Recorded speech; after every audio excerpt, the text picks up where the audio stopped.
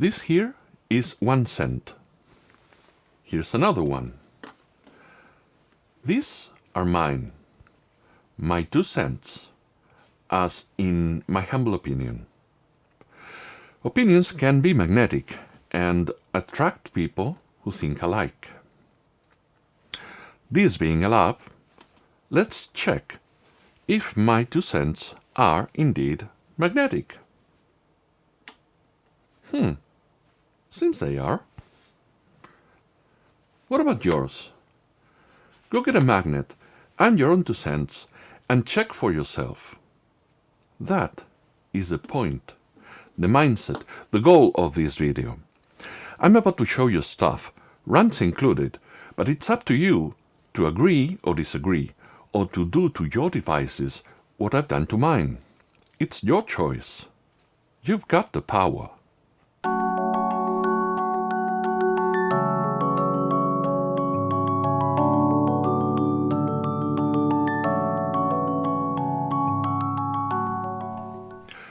Hi everyone, welcome to the lab. This is Sereth. Just so you know, earlier today I have been opening cardboard boxes with a hammer.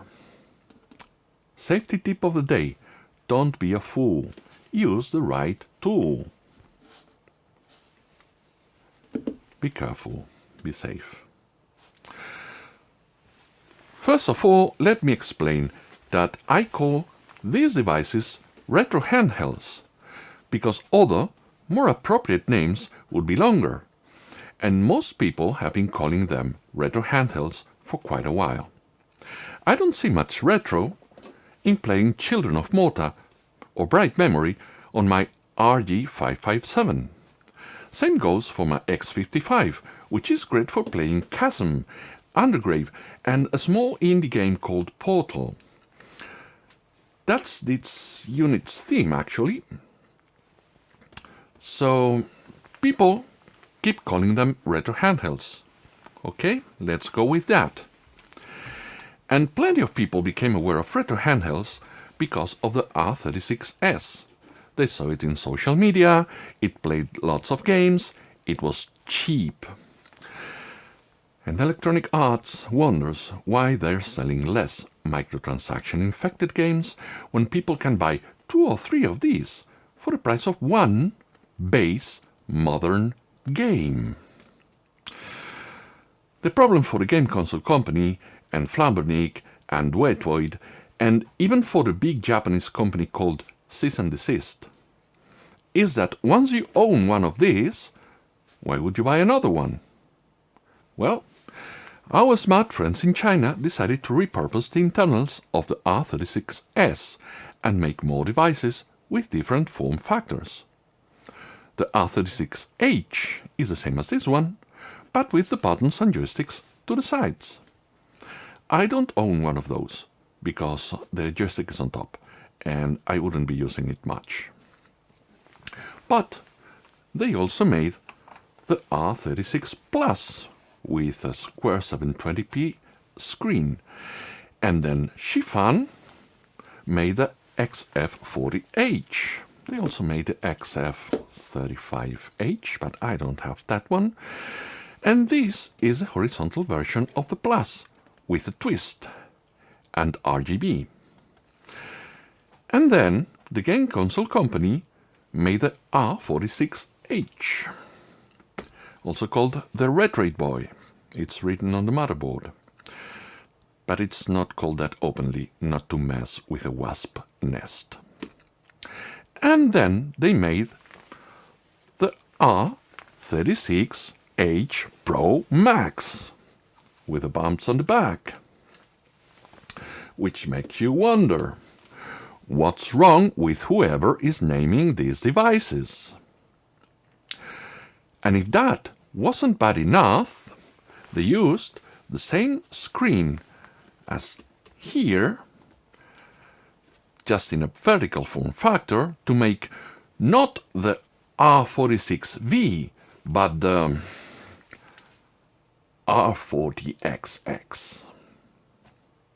Yeah, which is the same as this one, and then they came up with the R40XX Pro and the R40XX Pro Max, which are the same as before, but in a different shell, just now with one speaker in the middle, and in the Pro Max only one speaker and one joystick. I've left plenty of devices out of this recap, and by the time I publish this video, there may be a dozen more versions of these devices. But I'm trying to make a point here. What I'm about to show you can be applied not just to the R46H, but many, many other devices. Current devices, older ones, and devices yet to be made. So, let's get into it. When I consider modifying a device, my ideas land somewhere around modifying, repairing, and upgrading. In this R36S, I modified the stock face buttons with permanent marker and polish. I also upgraded the back buttons by replacing the stock ones with better buttons. And the screen didn't work until I plugged its ribbon cable all the way in. So I also repaired it. I also used a new SD card with a non-stock ArcOS, which then I tweaked a bit. For simplicity, let's call all of these mods. The tools I use for modding include some uncommon ones, such as nail clippers, which are very versatile, keyboard switch removers. Ones such as these are extremely good at taking out stubborn JST connectors, such as those from batteries and speakers. Hole punchers of various sizes, mostly for tape and EVA foam. And a rechargeable nail drill machine, which is a cheap and portable alternative to rotary multi-tools. Now onto the R46H.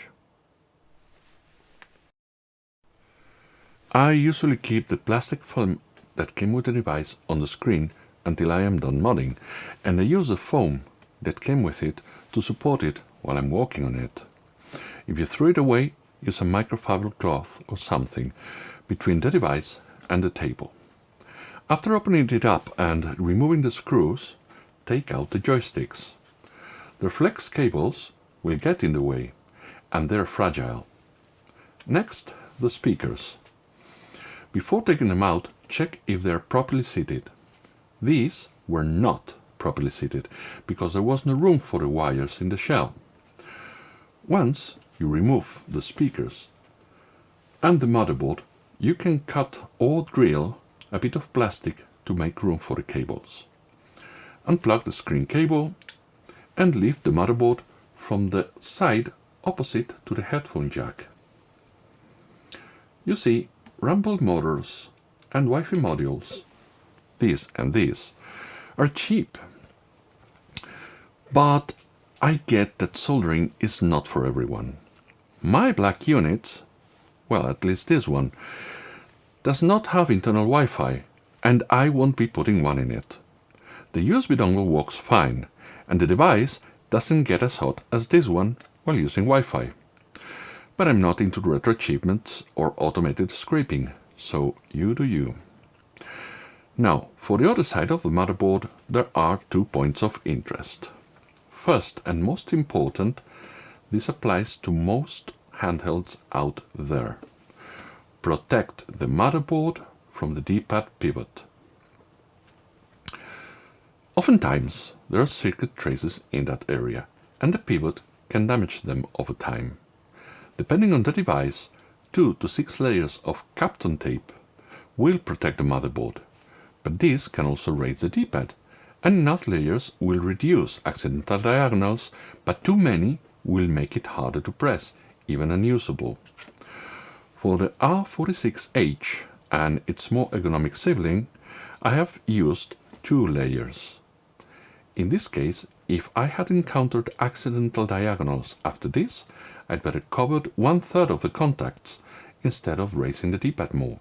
But again, the main point of this tape here is to protect the motherboard.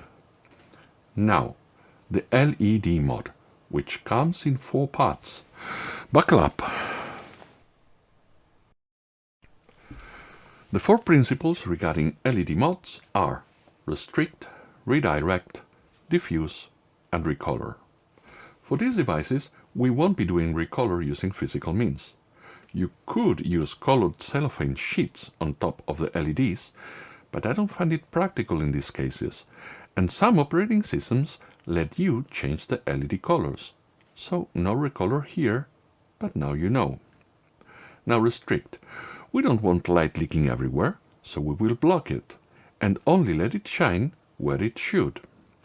Here's a piece of EVA foam, self-adhesive with a 3 mm hole.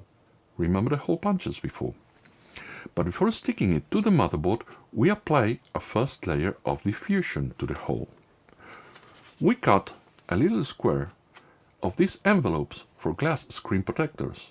We make it a bit bigger than the hole and stick it to the adhesive on the back of the foam. And then the hole, covered with the diffuser, goes on top of the LEDs. So there are two parts here. One is for restriction, one is for diffusion. Now, on the shell there are also two parts. Again, one for restriction and one for diffusion. One is a piece of shrink tube to keep the light from spilling out. The other one is a drop of hot glue to diffuse it even more. Just don't put the hot glue gun near the shrink tube, because the tube will shrink.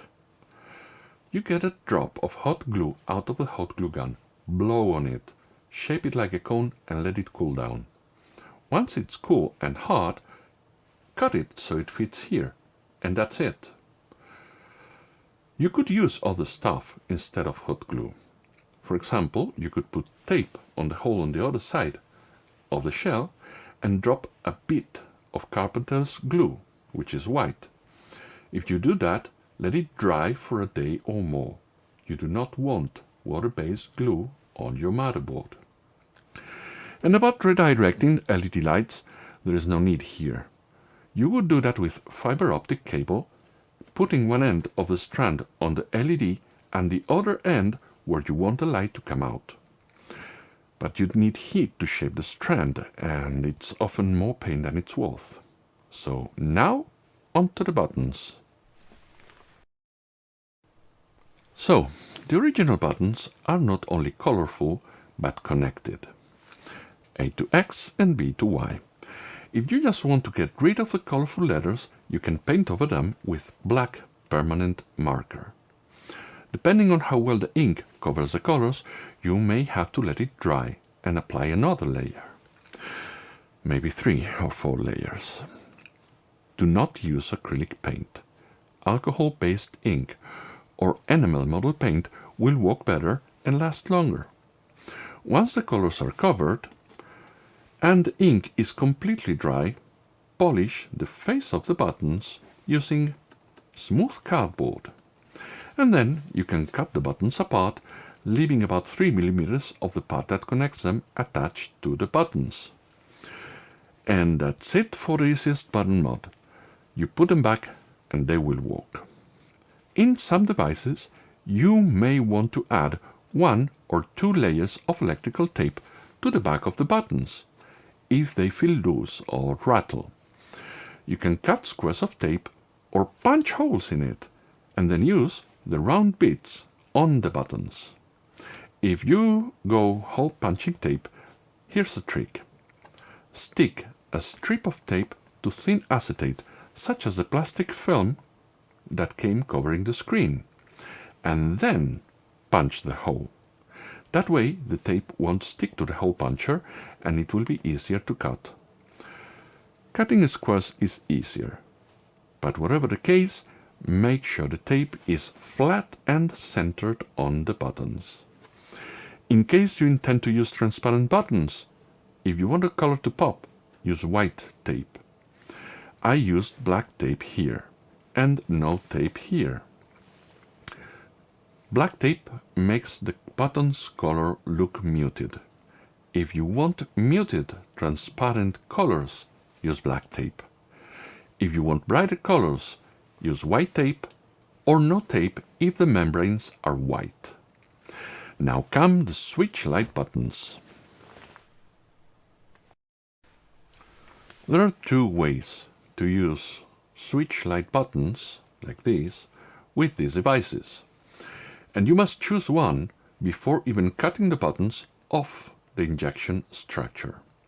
In both cases, you'll have to trim the lip around each button.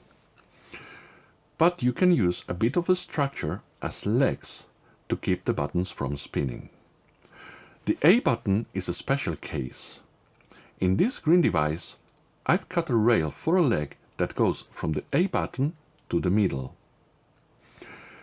Then I made such a leg from support material the same as with the other buttons. The alternative is cutting a bit of plastic from the structure and melting it with the button. To do that, we put a bit of double-sided tape on a piece of cardboard and we stick the button and a little bit of plastic to it. Remember, the button must already have been trimmed.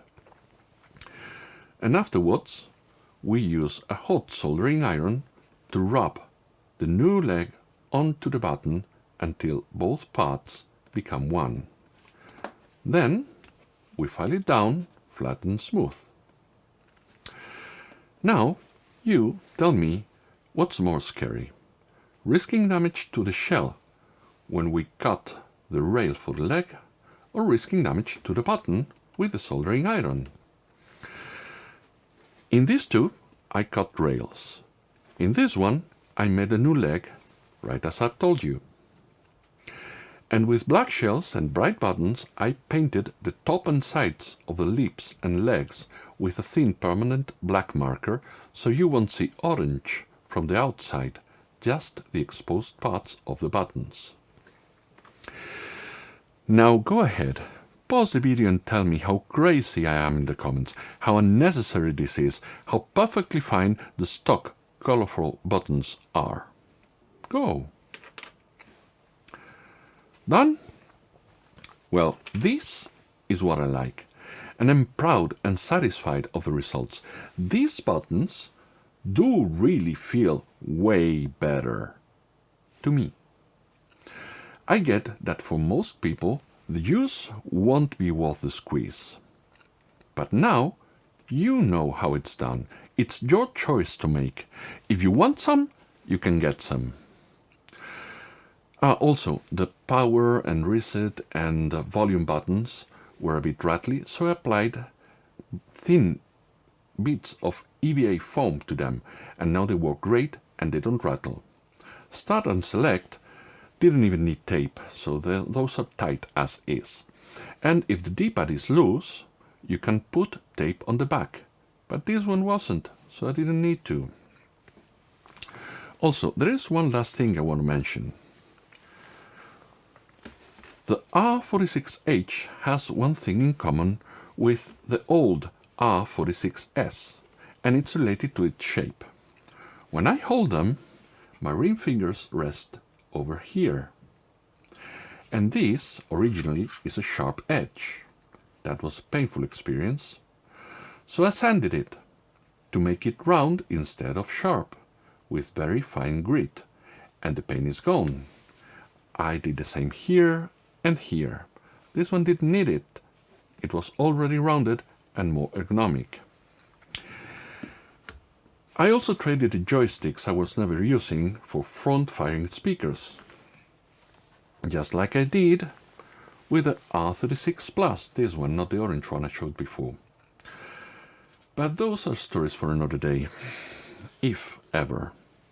I think this video is way too long as it is, but I hope I've covered all the bases and someone will find it useful. Did I mention that the switch light triggers are pretty same like these ones, but these ones have a screw underneath it, and yeah, this will fit, but the switch light shoulders won't fit because